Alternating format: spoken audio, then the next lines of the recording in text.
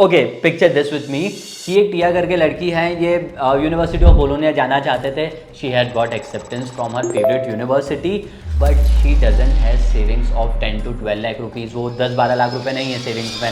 सो अब इनको वीज़ा के लिए एक ऑप्शन ये है कि एक एजुकेशन लोन ले सकते हैं, but what she has heard, उनको ये पता चला है कि यार एजुकेशन लोन सबसे पहले तो मिलता नहीं, पहली चीज़। और दूसरा, इन्होंने तो ये तक सुना है कि अगर आप एजुकेशन लोन लेते हैं तो आपका वीज़ा रिजेक्ट हो जाएगा। Okay, very straight to the point, बिना टाइम वेस्ट करे मैं आपको बोलूँ तो जी हाँ, आप एजुकेशन लोन के साथ इटली में पढ़ाई कर सकते हैं।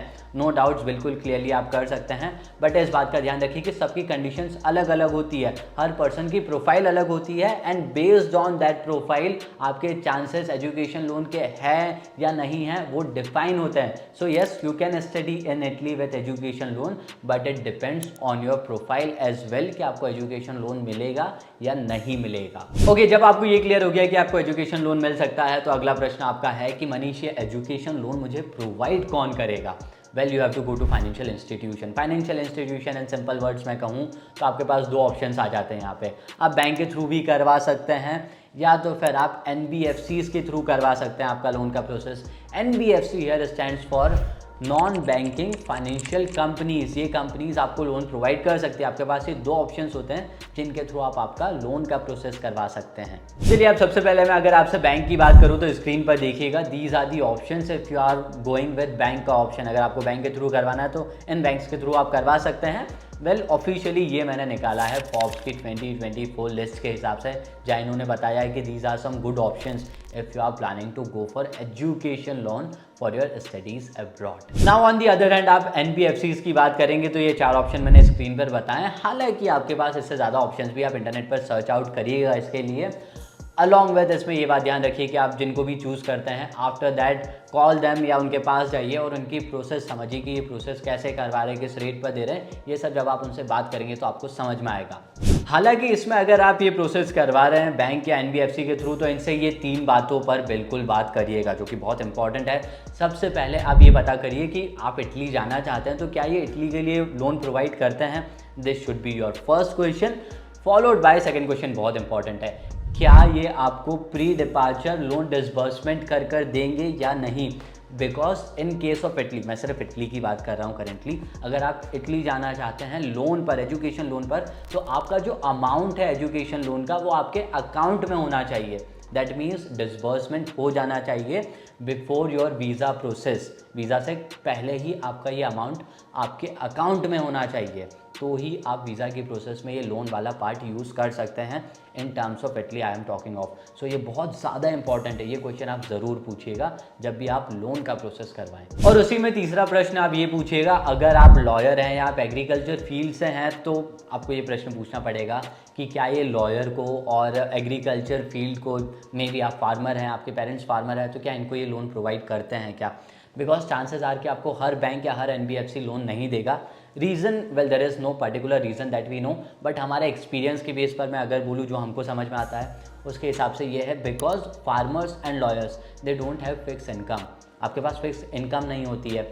आज हो सकता है इस मंथ आपके यहाँ बहुत सारे केसेस की वजह से बहुत सारी अर्निंग्स हुई हो, बट नेक्स्ट मंथ हो सकता है कि आपको इतनी ज़्यादा अर्निंग ना हो। You don't have a fix or a recurring earning, recurring income नहीं है आपकी। That is the problem. इसीलिए शायद वो सिक्योरिटी को देखते हुए, जॉब सिक्योरिटी या अर्निंग सिक्योरिटी को देखते हुए, शायद as a lawyer or as a farmer आपको लोन देने से एट फर्स्ट मना कर दें। सो ये क्वेश्चन आप ज़रूर चेकआउट करिएगा पहले उनसे। नाउ जब आपको क्लियर हो गया कि आप बैंक के साथ जा रहे हैं या NBFC के साथ, द नेक्स्ट क्वेश्चन है कि ये किस इंटरेस्ट रेट पर आपको लोन देने वाले हैं। Well, it can range from 10 to 12%। However in some condition ये इससे ज़्यादा भी हो सकता है। डोंट बी शॉक्ड अगर आपको ये बोले कि हम 14% पे आपको लोन प्रोवाइड करेंगे, या हो सकता है कि थोड़ा कम, जो कि बहुत मुश्किल है कि आपको 9% पे लोन मिल जाए। So this can be condition. 10 से 12 आप एक एवरेज या आइडियल लेकर चल सकते हैं for your education loan. Now अब मैं आपको क्लियर बता दूं, आपका अगला प्रश्न ये होने वाला है कि ये लोन कितने टाइप के होते हैं। जी हाँ, इसमें 2 टाइप है। आप एक ले सकते हैं कोलेट्रल बेस पर और एक हो सकता है आपका नॉन कोलेट्रल बेस पर। अब कोलेट्रल में क्या होता है? कोलेट्रल में ऑफकोर्स आपको कुछ सिक्योरिटी डिपॉजिट या कुछ सिक्योरिटी पर किसी चीज़ के अगेंस्ट लेना पड़ता है। लेट अस से कि आपने आपकी प्रॉपर्टी रख दी एज अ कोलेट्रल एंड उसके अगेंस्ट में आपने 10-12 लाख का लोन ले लिया, या आपने आपके जो गोल्ड की सेविंग्स है, जो आपके पास गोल्ड है उसके बेस पर लोन ले लिया, या आपने कुछ एफडी है आपके बैंक में, वो मे भी 7-8 लाख की एफडी है, उसके अगेंस्ट में आपने लोन ले लिया। So these are the ways in collateral. Whereas non collateral मतलब क्या, यहाँ पे आपको डायरेक्टली लोन मिल जाता है, all you have to do is वो 10-12 जितने भी परसेंट का आपका इंटरेस्ट रेट है वो आपको पे करना है to the person who is giving you the loan. Now अब जैसे मैंने आपको बताया कि इसमें 2 टाइप्स होते हैं, वो एक कोलेट्रल और नॉन कोलेट्रल वाला जिसमें आपको कुछ गिरवी रखना पड़ेगा। तो क्या आप डिसाइड कर सकते हैं क्या कि मैं कोलेट्रल में लूँ या नॉन कोलेट्रल में लूँ? जी नहीं, आपका बैंक डिसाइड करता है कि वो किस बेस पर आपको लोन देने वाला है। बैंक भी हो सकता है, एनबीएफसी भी हो सकते हैं, दे विल डिसाइड। अब ये कैसे डिसाइड करते हैं? मेजरली ये डिफाइन करता है आपकी फाइनेंशियल प्रोफाइल की वजह से। लेट अस से आपकी फाइनेंशियल प्रोफाइल बहुत स्ट्रॉन्ग है, आपकी अच्छी अर्निंग्स है, कंटिन्यूसली आपके अकाउंट में अच्छे ट्रांजेक्शन्स होते रहते हैं, मंथली आपका 1 लाख का सैलरी है या कुछ है, आपके जो फाइनेंशियल रिकॉर्ड्स है वो बिल्कुल क्लियर है, आपका क्रेडिट स्कोर बहुत अच्छा है आपके स्पॉन्सर का, if this things are good, आपकी ये वाली जो फाइनेंशियल प्रोफाइल है अगर अच्छी होती है तो bank might decide to give you loan without collateral, जहां आपको कुछ भी गिरवी नहीं रखना पड़ेगा और वो आपको क्लियर लोन भी पास करवा सकते हैं। But if they don't find कि आपकी प्रोफाइल बहुत ज़्यादा स्ट्रॉन्ग नहीं है and they are not sure about it कि आपके फाइनेंशियल आप कैसे कवर करेंगे फ्यूचर में, तो इस सिचुएशन में वो आपको बोल सकते हैं कि आप कुछ गिरवी रखिए, आप कोलेट्रल के बेस पर हमसे लोन लीजिए। ओके, इसी में एक बहुत अच्छा प्रश्न ये भी उठ सकता है आपके दिमाग में कि क्या मनीष, अगर मेरे पास 12 लाख का लोन है या 12 लाख मुझे वीज़ा के लिए शो करना है and I have saving of 6 lakh, बचे हुए 6 लाख है जिस पे मुझे लोन चाहिए, तो क्या मैं 6 लाख का ही लोन लूँ या मैं सेफ्टी के लिए 8-10 लाख का लोन ले लूँ? अगर मैंने 8-10 लाख का लोन लिया, लेटर से मैंने 10 लाख का ले लिया, तो मुझे तो अब 10 लाख पे मुझे वो इंटरेस्ट पे करना पड़ेगा, क्योंकि मैंने तो 10 लाख का लोन अप्रूव करवाया ना, मैंने तो सैंक्शन ही 10 लाख करवाए। Well this is not true, ऐसा नहीं होता है। आपको जो इंटरेस्ट पे करना होता है वो करना होता है आपके डिसबर्स्ड अमाउंट पे। डिसबर्स्ड अमाउंट मतलब जो आपके बैंक अकाउंट में आ गया है। इस एग्जाम्पल के हिसाब से अगर आपने 10 लाख का लोन सैंक्शन करवाया है, सैंक्शन करवा लिया आपने, 10 लाख का लोन अप्रूव करवा लिया और आपने आपके वीज़ा के लिए या आपके काम के लिए सिर्फ 6 लाख रुपए आपके अकाउंट में ट्रांसफ़र करवाए हैं, आपके अकाउंट में लिए हैं, विच इज़ कॉल्ड डिस्बर्समेंट, तो आपके जो 6 लाख रुपए हैं सिर्फ उसी पे आपको इंटरेस्ट देना है, नॉट ऑन 10 लाख रुपीज़। वो आपका सेंक्शन था, वो आपका अप्रूव हुआ था, आपने यूज़ तो 6 लाख किया है ना, दैट मीन्स आपको 6 लाख पे जितना भी आपका इंटरेस्ट बनता है वो पे करना है। Now in one word if you ask me क्या आपको भी एजुकेशन लोन मिल सकता है, आंसर इज यस, आपको एजुकेशन लोन मिल सकता है। आपका क्रेडिट स्कोर कैसा है, आपकी फाइनेंशियल बैकग्राउंड कैसी है, आपकी फाइनेंशियल प्रोफाइल ओवरऑल कैसी दिखती है, अगर आप ये क्राइटेरियाज पर खुद को इवेल्युएट करते हैं एंड इसी क्राइटेरिया पर जब आपको बैंक या एनबीएफसी इवेल्युएट करेगा and if they find that you are in a very good situation to repay this loan after, जब भी आपको वो पे करना है, अगर आप कर पाते हैं, इस कंडीशन में है, तो आपको लोन मिलने के चांसेस बढ़ जाते हैं। याद रखिएगा, आपके लोन के चांसेस बढ़ जाएंगे। इन हिंदी, अगर आपकी फाइनेंशियल प्रोफाइल अच्छी है तो आपको लोन मिलने के चांसेस भी अच्छे रहेंगे।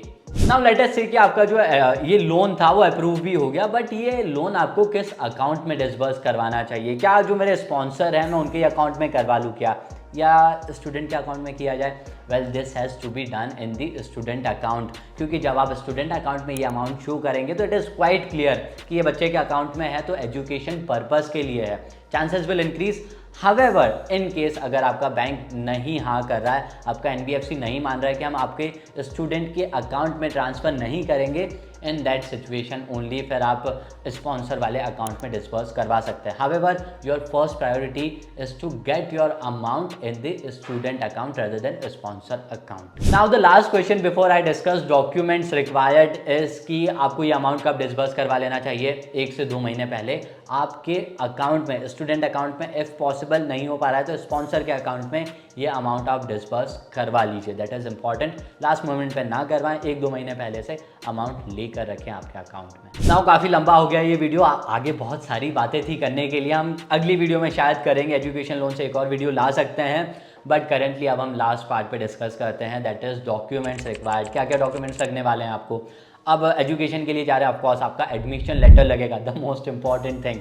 आफ्टर दैट 10th-12th की मार्कशीट हो गई, आपका बैचलर्स का मार्कशीट है तो वो भी लगेगा। एंड देन अगर आपने कोई एंट्रेंस एग्जाम दिया है, आपका आइल्स हो गया, GRE हो गया, GMAT हो गया, अगर ये सब भी है तो इनके भी प्रूफ आप लगा सकते हैं इन योर डॉक्यूमेंट्स। नाउ अब आप मुझसे पर्सनल डॉक्यूमेंट की बात करेंगे तो इसमें आपका आधार कार्ड, आपका PAN card and your passport, these things should be there. And after that for your permanent address proof, इसमें आप चाहें तो इलेक्ट्रिसिटी बिल का भी यूज़ कर सकते हैं या एनी डॉक्यूमेंट जहां आपका परमानेंट एड्रेस क्लियरली शो हो रहा हो, that is also important.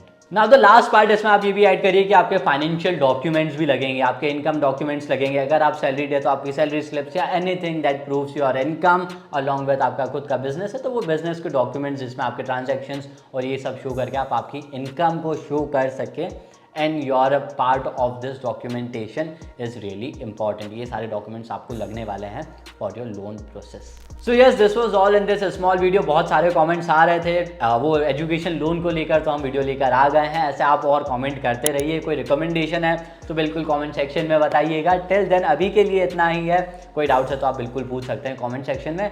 Till then stay tuned and yes, thanks for watching.